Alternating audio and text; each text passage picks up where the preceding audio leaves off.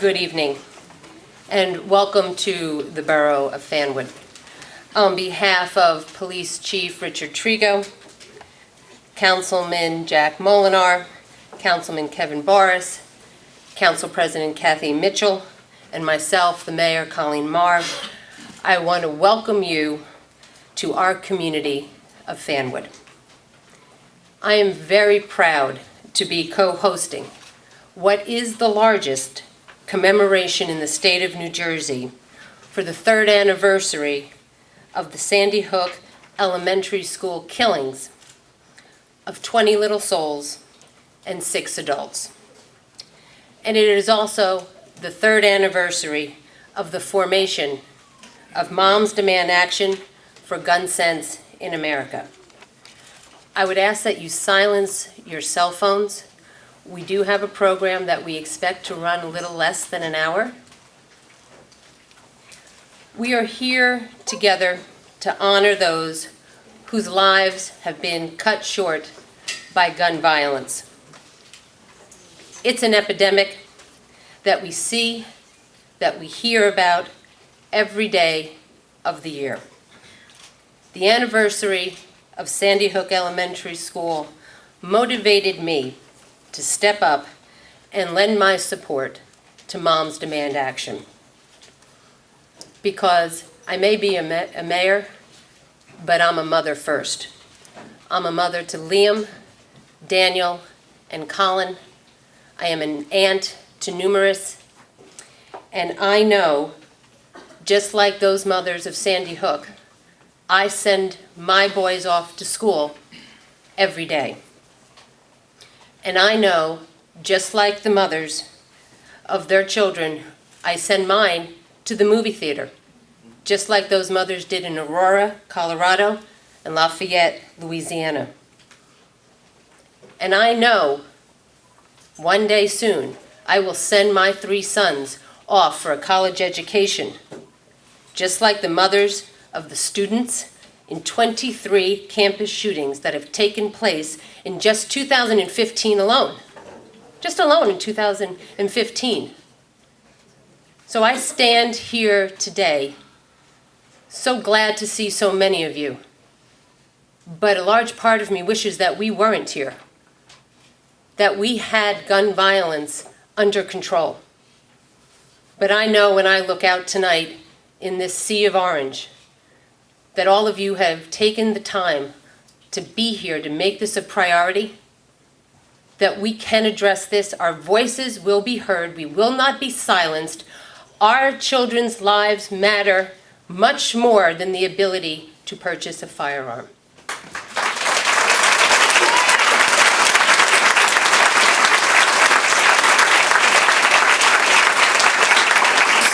So like I said, we have what I think is a moving program tonight, and you are going to hear from such a wide array of individuals who each in their own way will lift you up and draw attention to the victims, because that's why we're here tonight. We are very lucky in Scotch Plains and Fanwood that we have what is a Scotch Plains Fanwood ministerium, and it is comprised of the clergy of the various faith-based communities, along with the leaders of the non-profit organizations, our Scotch Plains Fanwood school districts, Mayor Glover of Scotch Plains, and myself. So to start us off, I'd like to welcome Bishop Kelvin Brooks, who is the Vice President of the Scotch Plains Ministerium.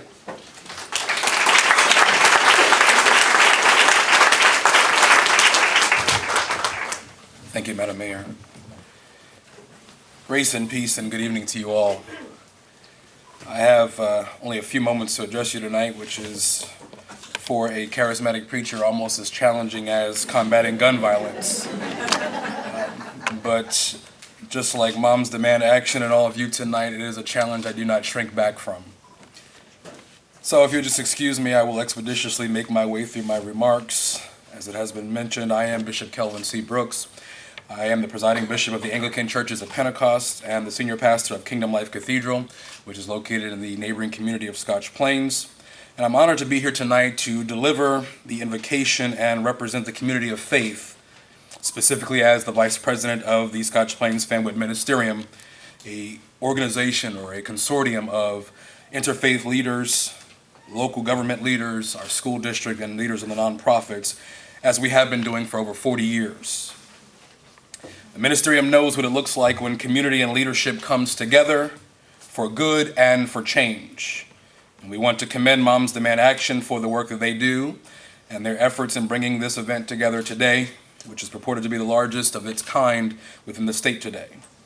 And we certainly want to acknowledge the mayor, the borough of Fanwood, to all of the distinguished guests from the legislature and throughout the state, government, law enforcement, media, and you, the community. You matter. As a bishop, when I make an appearance in a civic event such as the one today, it is most appropriate for me to wear the color black in my shirt. However, I chose instead to wear tonight the color of my office, which happens to be red. Not because of status or for fashion, but to remind us all that when tragedy and violence strike, as it did in so many cases throughout our nation, as it did on December 14th, 2012 in Newtown, Connecticut, that despite our ages or our sex or race or religious beliefs, we all will have one thing in common when tragedy strikes, that the blood that is shed is red. Moments such as these today, we come to reflect, empathize, and sympathize, commemorate, and remember. We stand in solidarity with humanity and those who remain as witnesses to the realities of evil, the living victims who live each day in need of healing and comfort. We further come to be challenged to answer the clarion call to action. Change is not caused by thought, but action. And today we come together to say we will. We will remember, we will be positively motivated, we will remain dedicated to the memory of victims everywhere, dedicated to the need for community engagement, especially within our own communities, and dedicated to the causes and actions that build up and unify our society while abstaining from those things that cause division and tear it down. So I lead us today to the invocation, which is traditionally a prayer requesting God's presence among us and his help to do what needs to be done, and that we can be who we are called to be. It is my hope that as we conclude this invocation together today, you will all join me with what is known as an ancient declaration of agreement by saying amen, which in translation simply means, so be it. And while we are aware that not everyone among us may believe in God or identify with some established system of faith, this invocation is still for everyone. It is a moment of reflection, a moment of inward personal examination to reconnect with those beliefs and ideals that we all hold most dear. For some, that is a God who is most merciful and well able to provide peace, comfort, and joy to his people. To others, it is the timeless notions of liberty, security, community, truth, and justice. Let us go now to that place. Together, let us pray. To the Ancient of Days, that which has been, is now, and forever will be, our joy in sorrow, our peace for tomorrow, our path and protector, our strength and our refuge. We pause to seek the glory of your presence now and hereafter in the lives of all those present and to all whom we shall come. In this moment, we seek peace. Peace among people and within communities. We seek love, that unconditional agape love that causes us to see our neighbor as we see ourselves. It causes us to no longer hide behind excuses like, that didn't happen here and that doesn't affect me. Yes, we even seek empowerment tonight, empowerment of the divine kind, that takes the plans of man and molds them into the successes of a society. We seek healing for the community, families and loved ones of the victims of Sandy Hook and the countless other communities who have come face to face with evil and have been left with the emotional and spiritual scars to prove it. May healing sweep over our nation. not only restoring those who have been victimized, but healing those who would become instruments of death and despair, healing them from the maladies that besiege their mind, heart, and soul. Keep us safe. Finally, tonight we seek strength, the strength to commit to involvement, to engage our culture, to overcome obstacles, to outlast opposition, to press further into our destiny as agents of change. And when we become weary, discouraged, and disheartened with our progress, may we ever look to you for encouragement, the constant of our weary years, the constant of our silent tears, of our triumphs and of our victories. You that is love, you are hope, you are healing, you are community, and you are truth. And yes, you are justice. And now with a unified voice of agreement, we commit our plans and desires to you, and we say, Amen. Amen.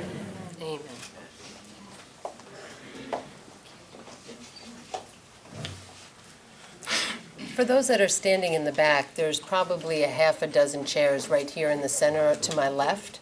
You're more than welcome to come and sit.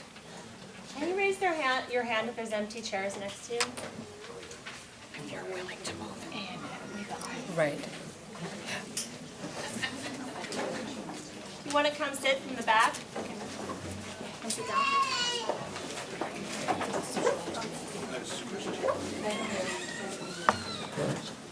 Sorry, I'm just going to introduce you. That's okay, I'm just going to introduce you. If you wonder how the small town of Fanwood became the site of the largest commemoration in the state of New Jersey, you can just look right here to my right. Lauren O'Brien, who is the group leader for the Union County chapter of Moms Demand Action. And I was very fortunate to have been connected with her by my good friend, Councilwoman Colleen Gellinella of Scotch Plains, and about 2 weeks ago. So this has come together in a very short period of time, and just shows the importance and the timeliness of the issue. And I am very proud and honored to introduce my new friend, Lauren O'Brien.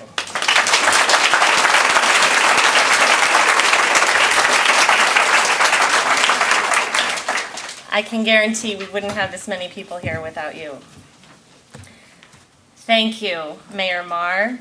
Thank you, Bishop Brooks, for those really moving and spiritual words. And I think it's a perfect time to draw your attention to the snowflakes behind me.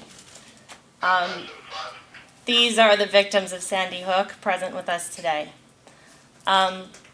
Snowflake has a special meaning to the Moms Demand Action movement because it's actually how we structure our groups.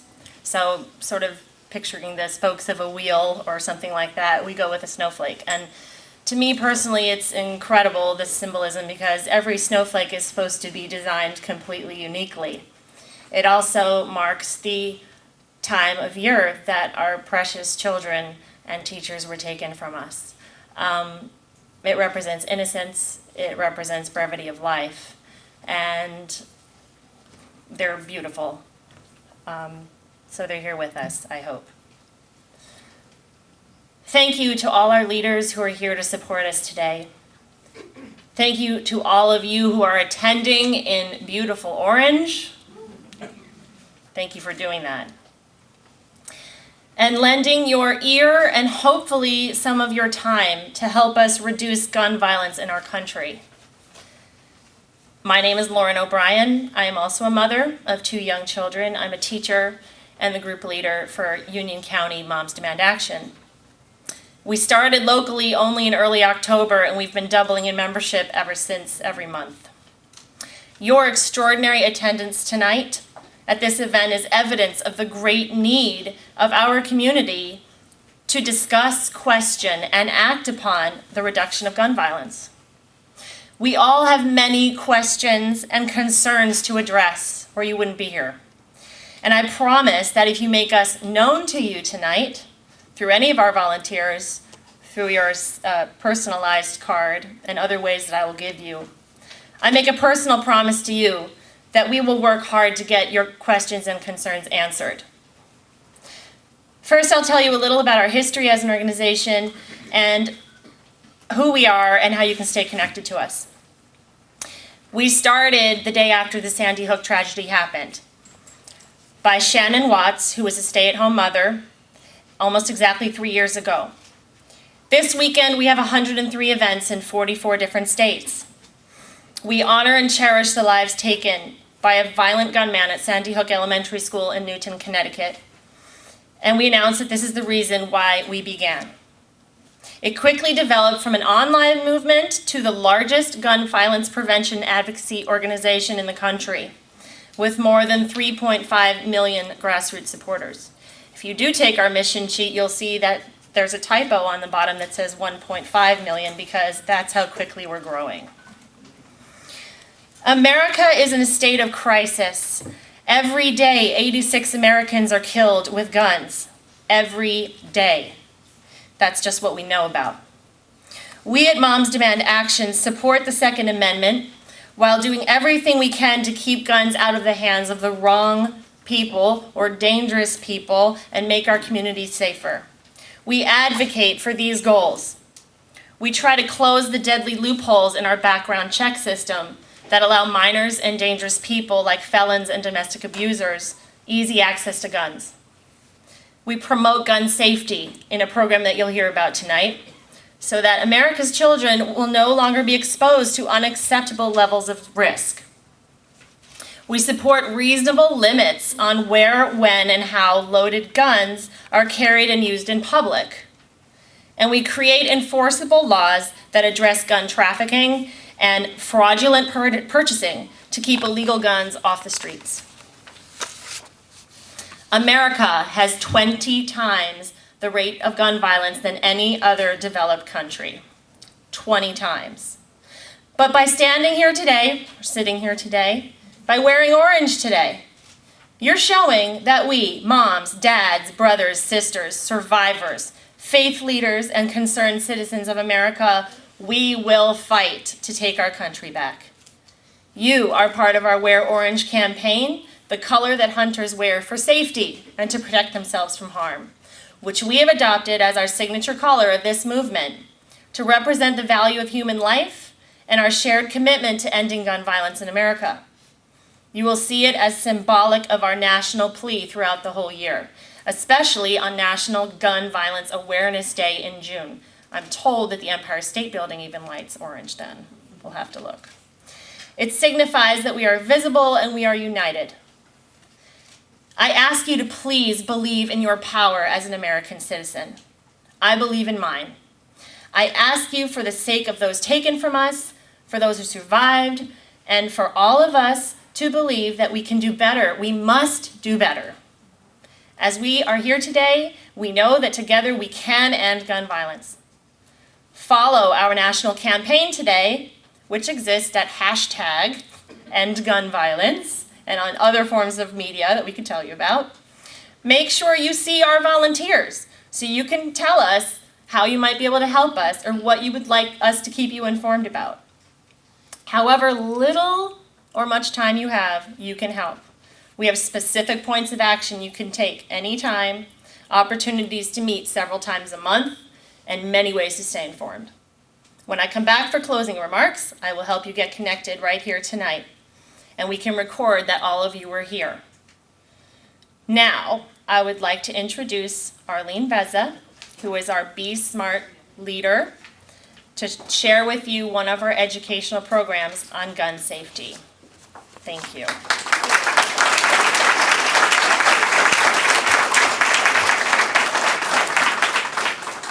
Good evening. My name is Arlene Beza, and this is Teresa Turner. We are volunteers with the Union County group of Moms Demand Action for Gun Sense. Moms Demand Action has a program called Be Smart. You have a card? So you can look at that in a little bit.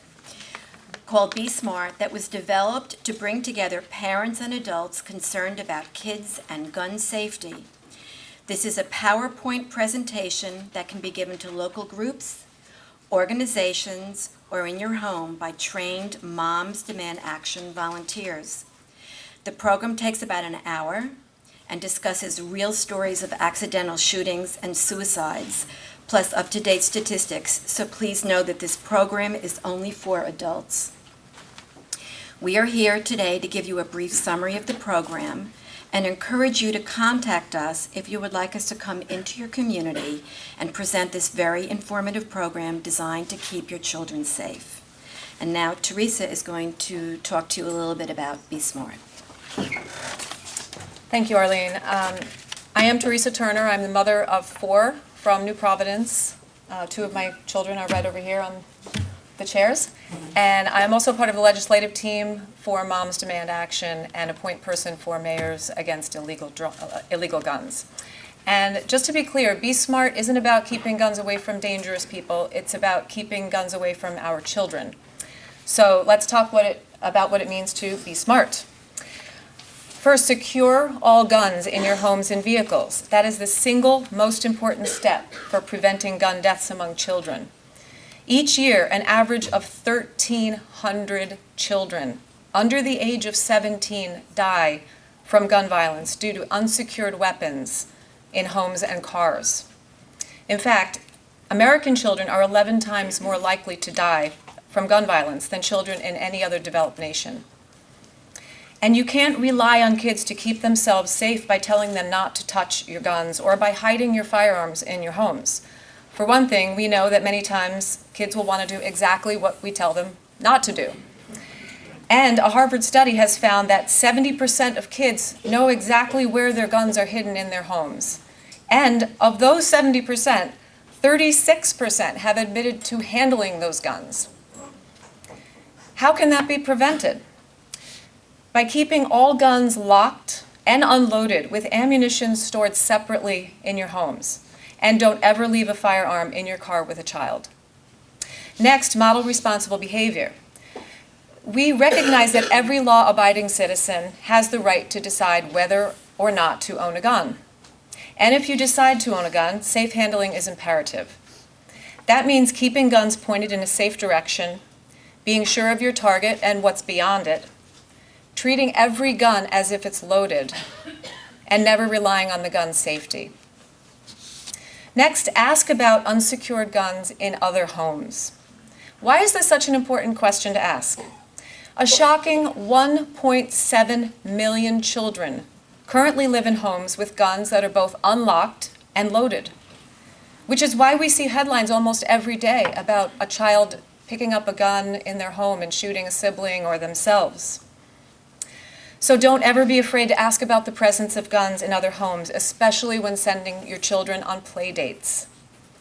We don't have any problem asking questions to make sure our kids are safe at other people's homes. Questions like, do you have a pool? Is it fenced in? Is it locked? Do you have a dog? My child is afraid of dogs or allergic to cats. It's not always easy to ask the question, do you own a firearm? It can be very awkward and difficult, but it is so important to be able to ask the question, do you have any firearms in your home? And are they stored securely? Is your ammunition stored in a separate room? And you may think you know someone very well from school or from the parking lot in the supermarket or whatever, but you can't know if they own a firearm if you don't ask the question, so that's very important. Next, recognize the risks of teen suicide. Of those 1,300 gun deaths per year among children that I mentioned earlier, 400 of them are suicides by gun. Risk factors to be aware for suicide among teenagers include personality change, agitation, withdrawal, poor self-care, and hopelessness, among many others. Guns are the single most lethal method for committing suicide. There is no turning back. If your teen is having a really hard day and feels hopeless and is thinking about ending his or her life, and there's a loaded gun in your home, they will almost always be successful in killing themselves. Suicide attempts by other methods, such as overdosing, are only successful 2% of the time. So if you notice your teen has any of those risk factors, it is crucial never to have unsecured guns in your home. Finally, tell others to be smart. Talk to your family, friends, and neighbors about responsible gun storage. And all of these steps, of course, won't prevent every gun death, every accidental gun death among children. But if we can prevent even one death, one child from dying because of unsecured guns, it is our responsibility to do so. Thank you.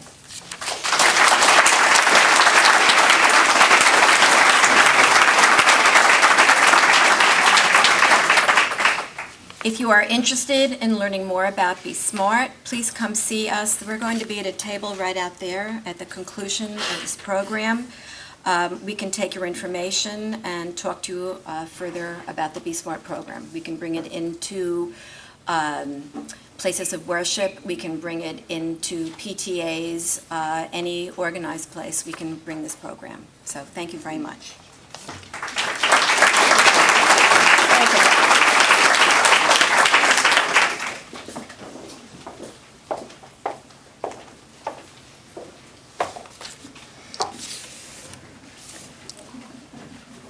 Where's Lauren? I'm right here. Okay, come on. Next on the program, we have what we are referring to as the commemoration of victims. And it's two parts of this next section. One, there'll be a song of I'll Fly Away, which is going to be performed by Kelsey and Jillian Turner of New Providence High School. And then we're going to ask several of our civic and religious leaders who are here tonight to come up to read the card in front of them that basically describes a mass killing and to light the candle for those victims. So please join me and with a nice warm welcome to Kelsey and Jillian Turner.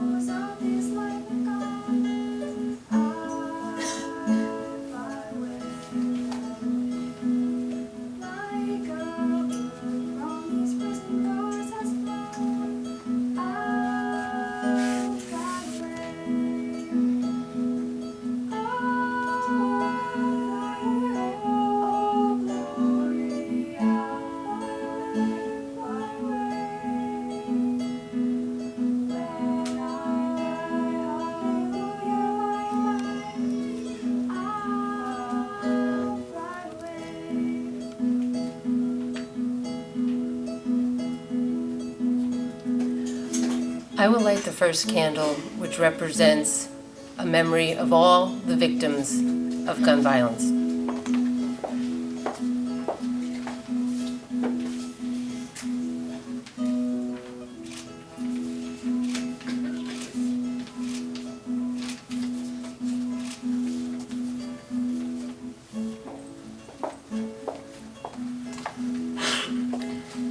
Bishop Kelvin Brooks. Newtown, Connecticut, December 14th, 2012. Sandy Hook Elementary School. 26 lives lost.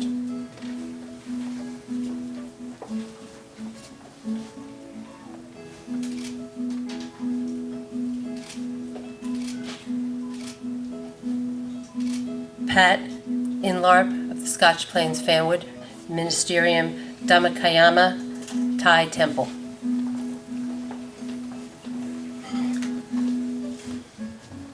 October 21st, 2012, Brookfield, Wisconsin, Asana Salon and Spa, 3 lives lost.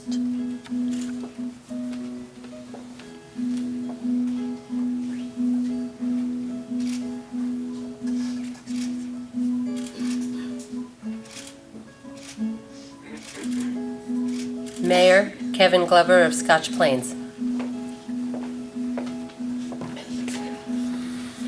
October 1st, 2015, Roseburg, Oregon, Umpqua Community College, 9 lives lost.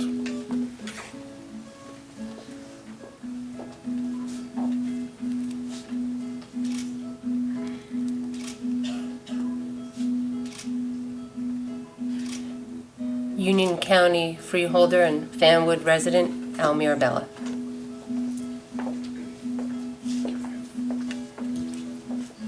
July 16th, 2015, Chattanooga, Tennessee, Military Recruitment and Reserve Center, 5 lives lost.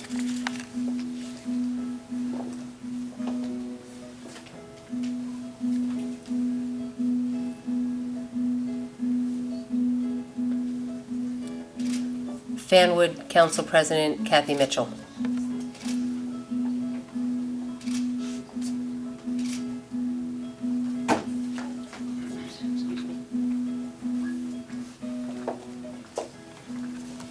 Five 2314, Isla Vista, California, University of California, Santa Barbara, 6 lives lost.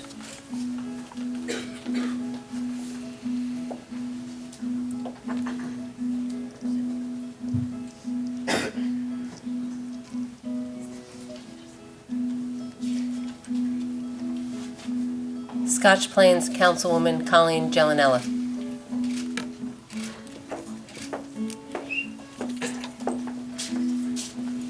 September 16th, 2013, Washington, D.C., Washington Navy Yard, 12 lives lost.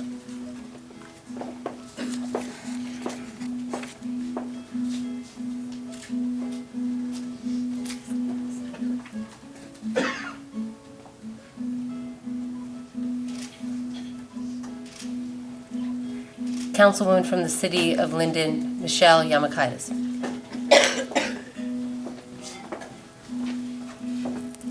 December 2nd, 2015, San Bernardino, California, Inland Regional Center, 14 lives lost.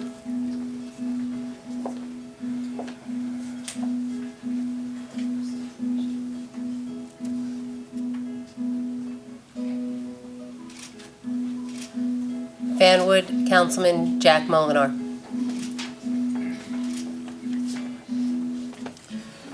June 17th, 2015, Charleston, South Carolina, Emmanuel African Methodist Episcopal Church, 9 lives lost.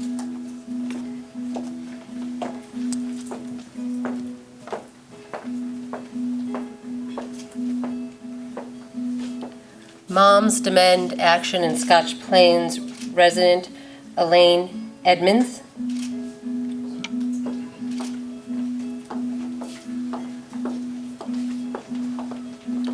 November 27th, 2015, Colorado Springs, Colorado, Planned Parenthood, 3 lives lost.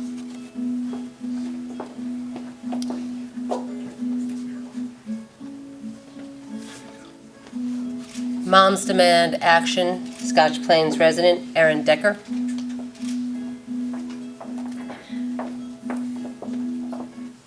April 2nd, 2014, Fort Hood, Texas. Fort Hood, 3 lives lost.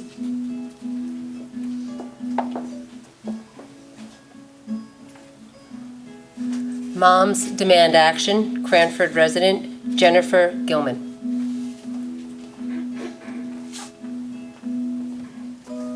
August 26th, 2015, Roanoke, Virginia, Bridgewater Plaza, 2 lives lost.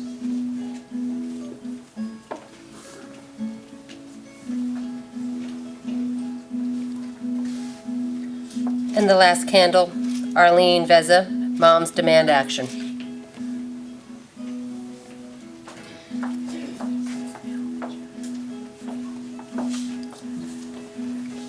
June 7th, 2013, Santa Monica, California, Santa Monica College, 5 lives lost.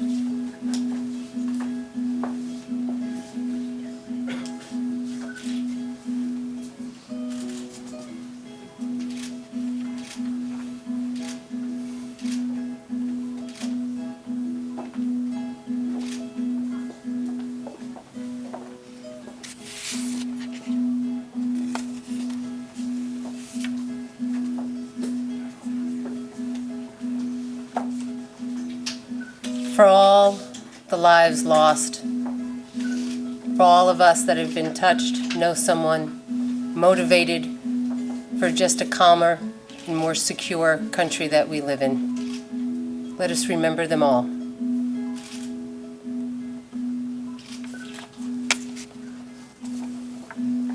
I want to thank you for being a part. Thank you.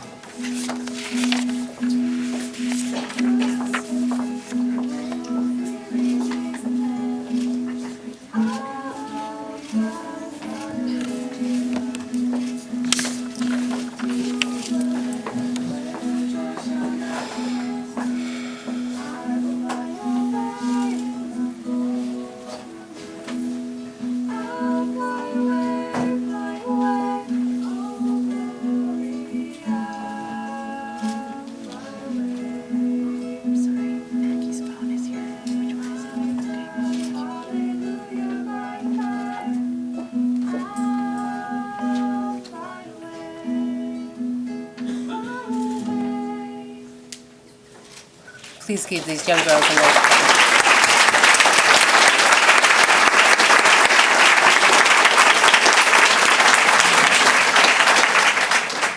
I am very honored and pleased to call forward a friend of mine that I have known for the last 12 years that I have been the mayor. Senator Nicholas Scutari was elected in 2003. He currently chairs the Judiciary Committee. He's currently the prosecutor in the city of Linden, so he understands about gun violence and violence in general. He wrote a law that prohibits those that are not on the do not fly list from being able to purchase a gun in New Jersey. Please give a warm welcome to our state senator, Nicholas Scutari.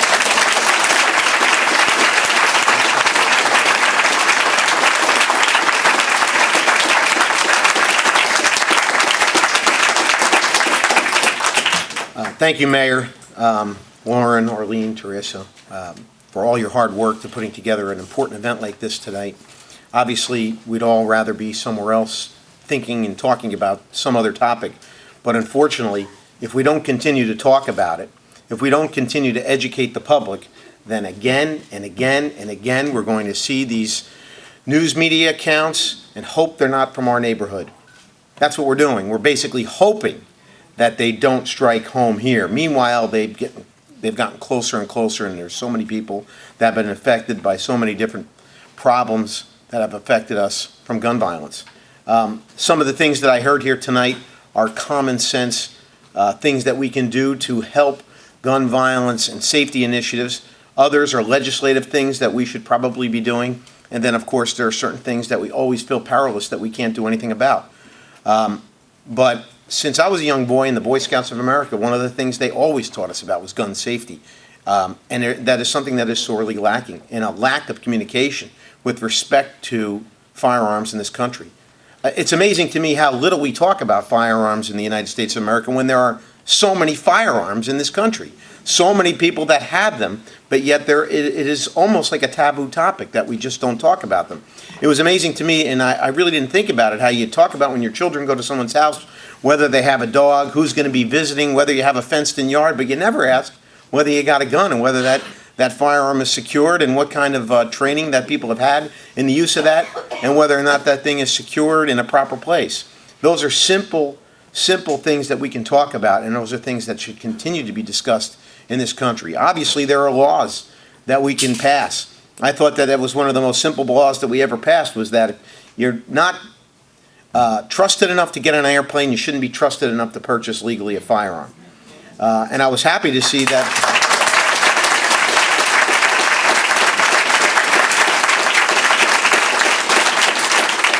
Thank you. I was happy to see the governor of Connecticut just recently sign an executive order that's going to do exactly what we've been talking about doing here in New Jersey. And with the help and cooperation of the federal government, that state and this state and others can follow and should follow suit in one of the simplest things that we can do in terms of curbing, allowing guns to get into the hands of people that shouldn't have them.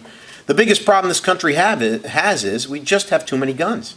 And it's just too easy to get them. Relying upon the Second Amendment that we have the right to bear arms is not a panacea for every person that ever wants to get a gun. And there should be more legislative approaches to curb that. And that is a fight that we're going to continue to have. But as these things continue to come out and people are continued to be terrorized domestically by people that have their hands on guns, we're going to have to continue to fight for common sense solutions with respect to our guns in this country.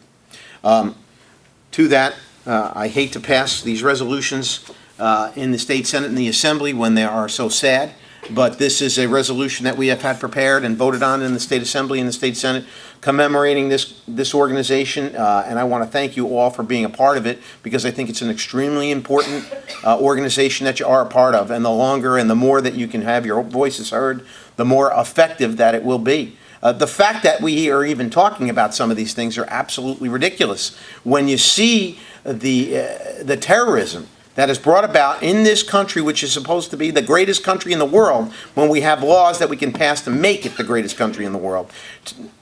The thing that concerns me most about being a legislator is always fear in terrorism, because people are always willing to give up privacy when they're fearful. And I don't think that those things should have anything to do with each other. I think we're entitled to live in a safe community and a private community, and there are many things that we can do legislatively to ensure that both of them are achieved.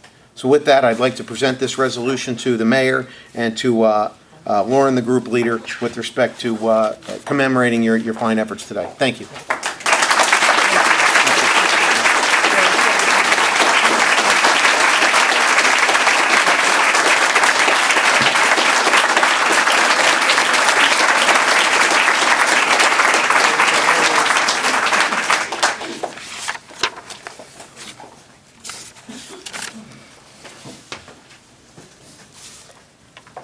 From New Jersey to Washington, Congresswoman Bonnie Watson Coleman has been one of the strongest voices on the need for common sense steps to make communities like mine, like yours, safer. It doesn't take much to help put an end to the kind of tragedies we've seen across this nation and the kinds of losses that have brought us out here today. She knows it. In New Jersey's General Assembly, she asked a very simple question. Shouldn't the bullets people buy be registered the same way that guns are? And she worked to make that a law. She asked another really simple question. Shouldn't those who are sharing a gun for criminal activity, like gangs, face a greater penalty? And she worked to make that into a law. When she arrived in Washington, one of the very first bills answered one more simple question. Shouldn't you have to present identification to buy bullets? That's where she hopes to do with the Stop Online Ammunition Sales.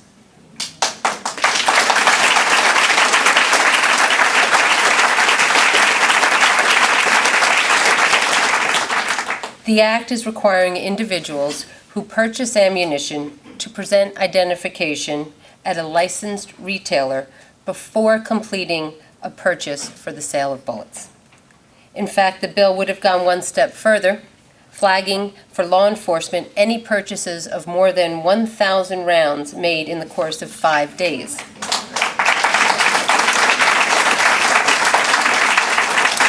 Because it just makes sense that we should know about anyone trying to buy more than 1,000 rounds of ammunition. Congresswoman Watson Coleman is fighting for these kind of changes. We need to keep our families, our neighborhoods, our cities safe. I am very honored that she is able to make the time to join us this evening. Please welcome our Congresswoman, Bonnie Watson-Coleman.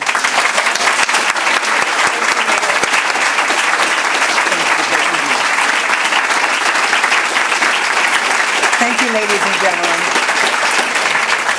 Thank you so very, very much to the bishop, to our mayors and our council members, to our great senator here, and to each and every one of you. I am absolutely in the place that I need to be right now.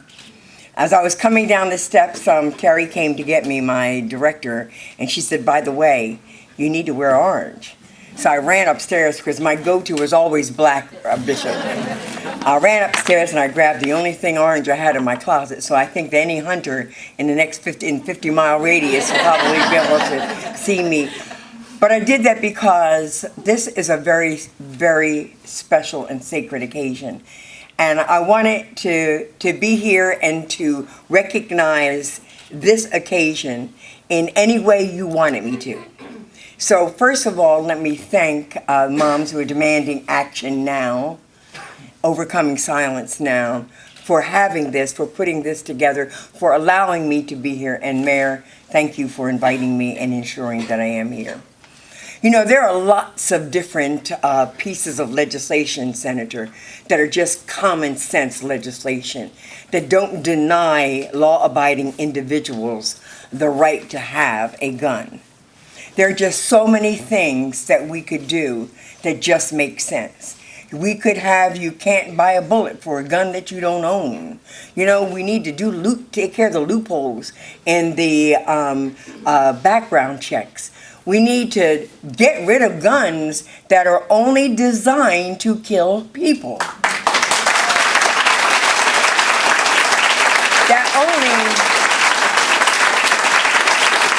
And I know the chief would very much like to see us do that. These things only make sense. I'm blessed to be in Congress and to represent many of you here. It was never on my bucket list, but I do believe I'm walking in the steps which were set forth for me. And over the last couple of weeks after San Bernardino, but even before that, we would get up in Congress and we would try to advance a discussion on any of the myriad gun safety legislative pieces that are in the hopper. And every time we'd get up, we'd be procedurally knocked down because right now we're not in the majority, but you know, that can change too. But every time that there is one of these incidences, representatives from the communities in which the tragedy occurred would come onto the floor of Congress and be able to ask for unanimous consent to address Congress out of order on a special issue. And that issue would be to recognize the tragedy which just occurred. And then at the end of their talking about the issue, they'd ask for all of the members of Congress to stand up in a moment of silence. And since I have been in the House of Representatives, we've had it more than one occasion to stand up and offer a moment of silence, recognizing the tragedy that has taken place. But the problem with this in Congress is that we then sit down and do nothing.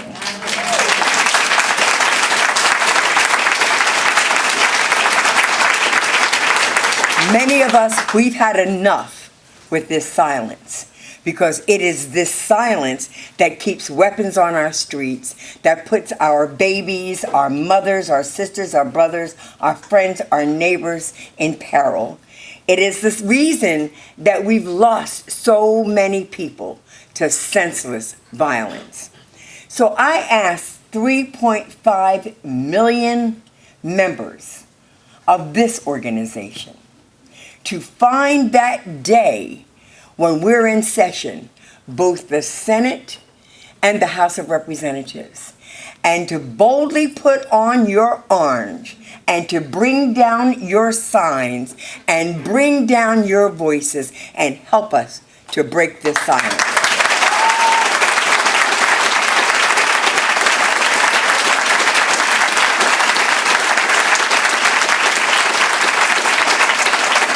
Don't tell me we can't make a difference if they see us in numbers, dressed in orange and determined.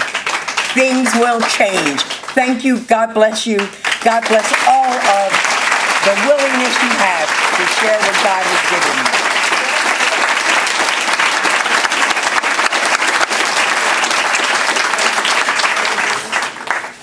I think that was a call to action. Yes.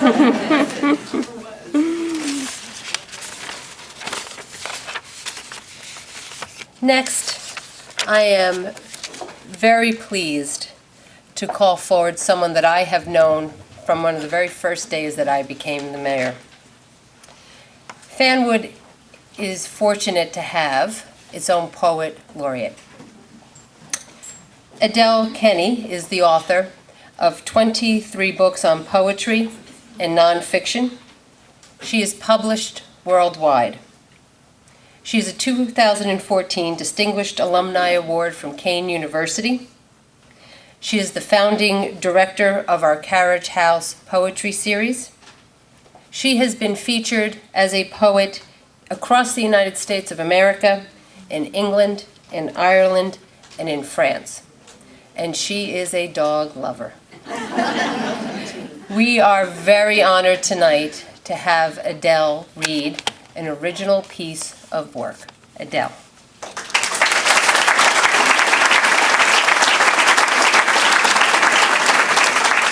Thank you so much, Colleen.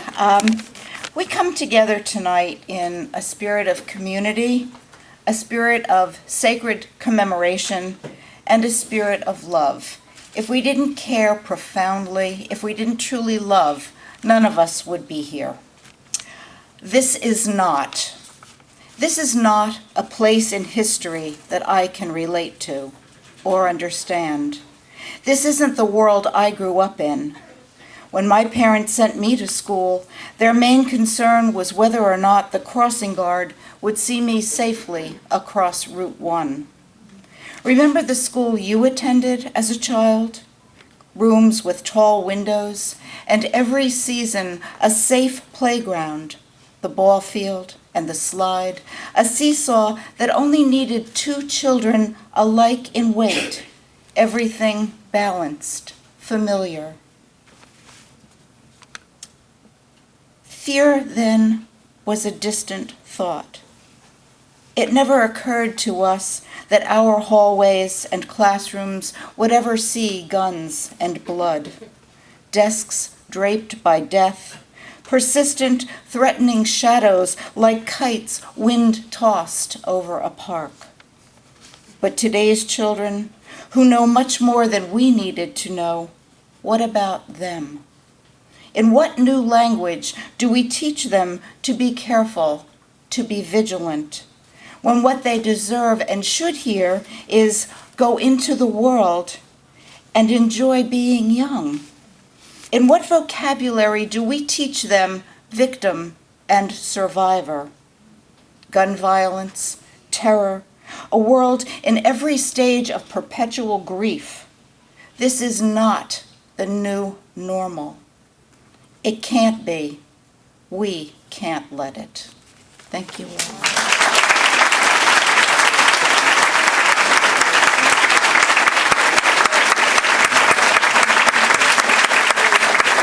So talented, Adele Kenny, so talented that she created that after the invitation to come tonight and be a part of this commemoration.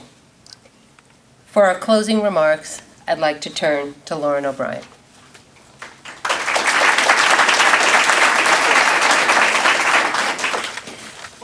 So for me, literally, this is the beginning. And what an amazing start we have in Union County.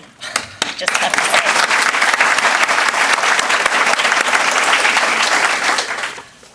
So I said I'd be back to tell you how you can be impactful Thank you so much, Senator and Congresswoman and Adele, for giving us the opportunity for our voices to be heard and have a relationship with you. Because something that I always do is I have people write an intake form and personalize meetings because I want to know what questions and concerns they have. And one of the biggest questions I'm asked is what's my voice doing? Where is it going? Nothing seems to be happening. So people get very discouraged and angry. And I'm here to ask everyone tonight to realize that, anger doesn't have to be involved. We can, of course, get really riled up in our hearts, but we can think with our heads. Let's have conversations. We're not here to have gun owners against people who don't own guns. We're here to welcome everyone for a discussion and keep the dialogue going. So please, I'm actually asking you to take your cell phones out now because I'm going to tell you how you can connect with us tonight. My daughter sent a direct email to Santa Claus the other day, and I told her he got the message. You have a magic number to get straight to Mom's Demand Action. That number is 64433. We even shortened it for you to make it easy. It's a 5-digit number, again, 64433. We are asking all across the nation today in all of our 103 events for you to simply text to the word orange, ORANGE. What does that do? It puts you on our radar, and you will get a response asking you for your zip code.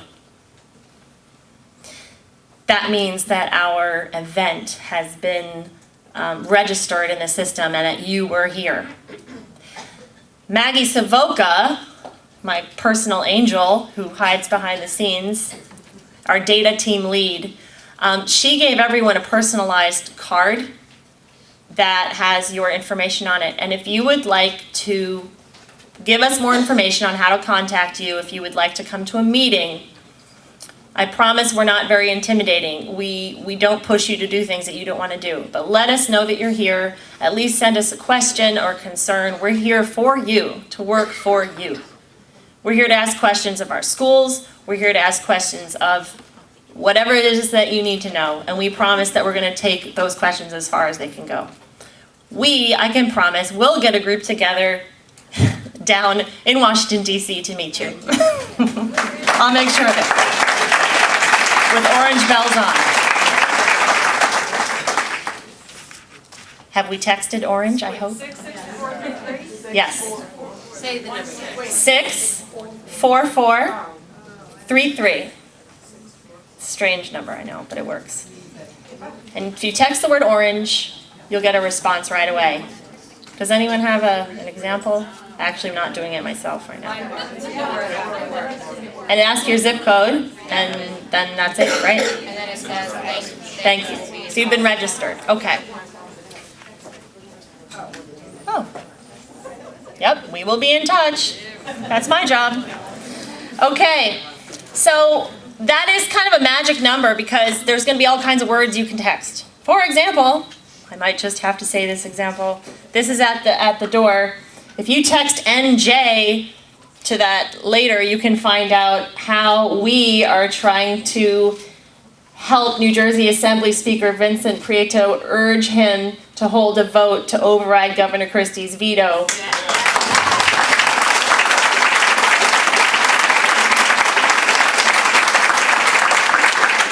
To help get guns out of the hands of domestic abusers.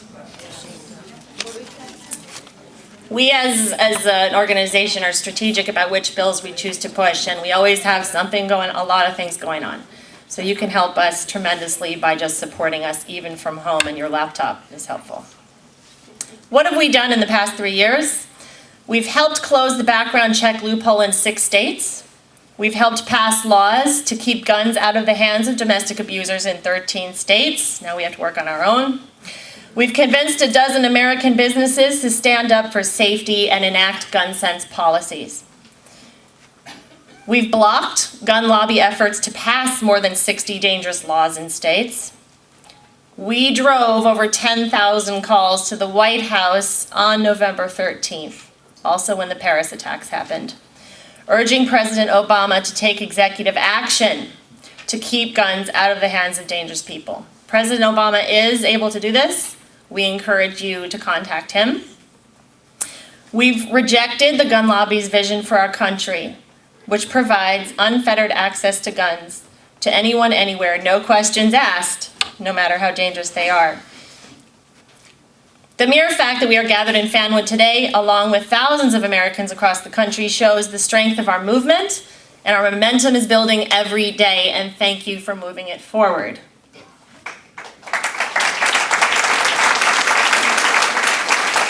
For our closing, I'm going to ask you to please stand with your program and turn your program to the back page, and you will see a call and response.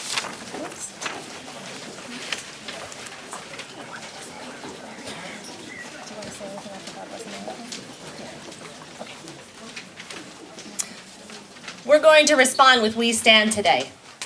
For all the victims of gun violence, we stand today.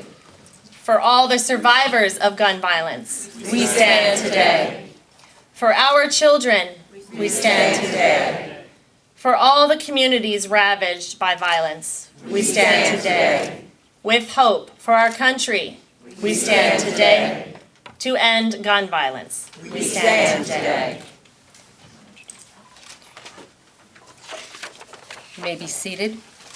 Or we probably should stand because we're going to actually have our closing song. Sorry about that. Again, we are very fortunate to have the young people of our community who understand the importance of this. And we have two students from the Scotch Plains Fanwood High School, Julia Granary, and Nathan Graham.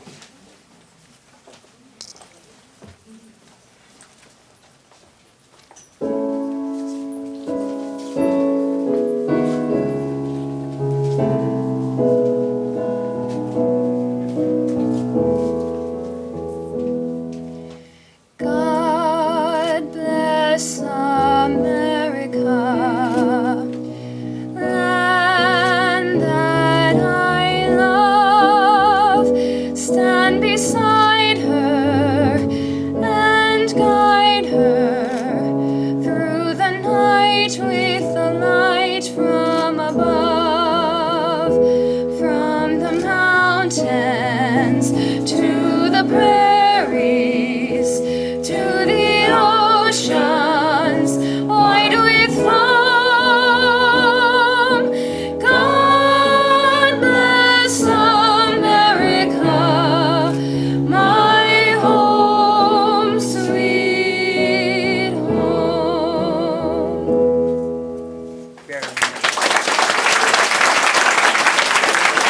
That is the end of our program. I want to wish you a wonderful and blessed holiday season, and here's to a successful 2016. Good night. Please turn in your card.